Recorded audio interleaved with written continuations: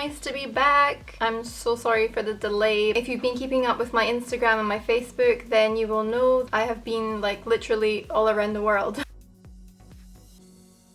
I was in Malaysia for just over 5 weeks. I like properly lived there because I lived in an apartment, I took the subway, taxis. I was doing like normal things. It wasn't really like a holiday type thing. So these are my 8 surprising things about Malaysia. I did travel a little north to Penang and I traveled south to a place called Malacca, and I spent a lot of time in Kuala Lumpur. So this is more based on everyday life and me traveling there as a tourist and as somebody living there also. So the first thing, traveling is actually cheap in and out and around Kuala Lumpur, and actually in Malaysia in general. The price of petrol is very cheap. It's like 39 pence per litre. In the UK it's like £1.39. That was interesting. So it made taxis a little bit cheaper. So yeah, also the subways, they were very, very reasonable. I can't remember exactly, like it was like 50 pence for one travel. Number 2, speaking of subways, I found the subways in particular, but also the walkways and everything, to be very disabled friendly. Like, I was really surprised of this because I've traveled a lot, especially to neighbouring countries, and they didn't really cater for disabled people. So I saw in the subways, any stairs that they had the stair lifts for actual wheelchairs, and they had lifts. All the pavements had ramps and things like that. There was enough time to get across the road. I was really impressed actually with that. My neighbour thinks I'm crazy. Okay, number 3. I didn't know this before, but electronic products in particular are up to 20% cheaper. I actually need to buy a new camera, like a little vlog camera to take around, so I was looking. Then I checked prices on phones, Samsung Galaxy. It was definitely 20% cheaper. They also give warranties depending on the company. You can get international or national warranties. So that was pretty good. I didn't end up buying a camera because the camera that I wanted only had a national warranty, so that wasn't good for me. I was leaving Malaysia after like a week, so that's a shame. Number 4, English was really widely spoken. Anywhere I went, people spoke it. Another thing is, I didn't see too many tourists, only in Penang and in Malacca because they're both quite touristic places, but in Kuala Lumpur I didn't really see many tourists. It was very strange. Foreign people I did see were actually living there, so that was interesting. Also, we have to bear in mind that the Brits left in 1957,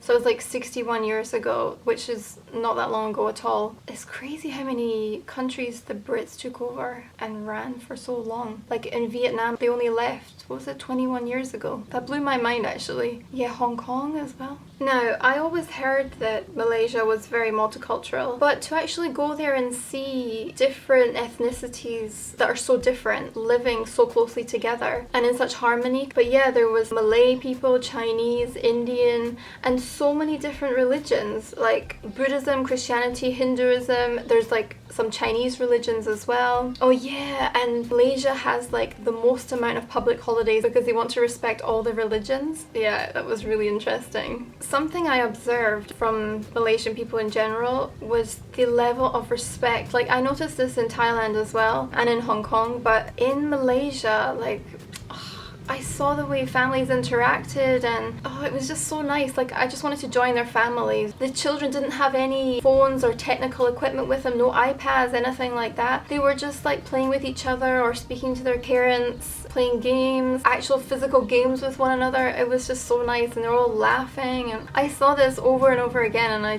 I loved it so much, because I just feel that the West is kind of lost that respect. Not completely, but I don't know, the more I travel, the more I love the East and Asia because of this. Also, I want to add in something. The cost of living is actually quite expensive if you compare it to the locals' wages that they get. I was a bit surprised by that. And it's a little bit more expensive than Thailand. I thought, well, how do these people survive? Yeah, they're getting rid of GST tax with the new government. So that's like goods and services tax. So that will hopefully bring the cost of living a little bit down for the locals. So that's good. Number 6.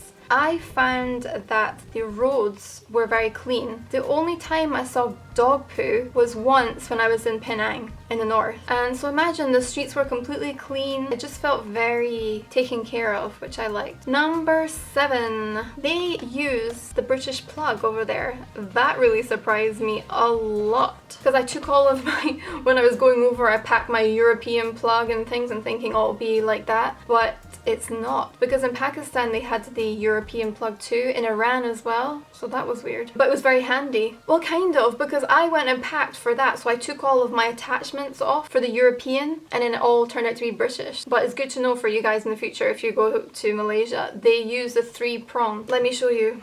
This is what they use in Malaysia. Number 8. This is something I really liked, especially coming from the UK. They do not have a big drinking culture, like, alcohol. Alcohol is allowed. It's kind of understandable because over 60% are actually Muslim. But they do allow alcohol and there are bars and clubs. It's just very quietly done and you don't really notice the rowdiness and stuff like that. Like in the UK, oh my goodness. You just know when it's Friday and Saturday night because there's fighting, there's vomiting, aggression, people are walking around like not knowing what's going on, half naked and stuff. I hate that. I really hate that people cannot really handle their drink. In Malaysia, it was just so nice. You can go have your drink or whatever, but just respect was in the culture. You know, you respect that, okay, this person is Muslim, this person is a Hindu, this person is Christian. You go do your drinking and things, but you're not gonna impose it on others. So I really like that. If you're really into partying, Malaysia's probably not the place for you. Honestly, I think it's a good place to raise children in this day and age where there's just all the things that are happening nowadays. Anyway, that was my 8 things. I really hope you liked that. It was very eye-opening for me and I think it's definitely an amazing place to visit, especially during June and July when it's durian season, because I love durian so much. Dry season is better. The dry season is still very wet. Yeah, it rained for like 1 hour a day, roughly speaking, in the afternoon. Remember guys that you can actually follow me on Instagram. I have a Facebook page for Good Thinking TV and a Twitter and a website which I will be doing blog posts on. Okay, I'm gonna go because this is so bright. Bye!